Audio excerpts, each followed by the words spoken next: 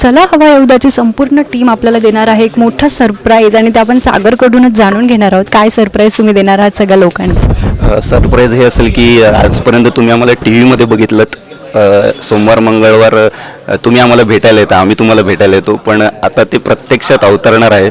आम्ही खुद्द तुकराटवाडी सोडून तुमच्या गावामध्ये येणार आहोत, तुम्हाला लाईव्ह भेटणार आहोत. तुम्हाला हा जो काही सगळा प्रकार आहे किंवा हा जो काही धिंगाणा आहे तो लाईव्ह बघायला मिळणार आहे आणि ही मेजवानी असेल आमच्याकडून आणि तुमचं प्रेम आम्हाला मिळालं तर फारच बरं होईल.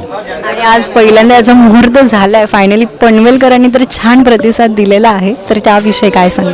पनवेलकरांचा प्रतिसाद खूपच उत्तम होता.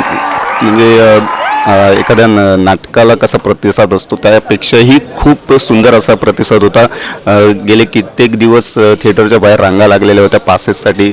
शो सुरू झाल्यानंतरही खाली गर्दी होती केवळ आम्हाला बघण्यासाठी. आणि हे तुमचं प्रेम आहे आणि हेच असंच टिकू देत प्रेम.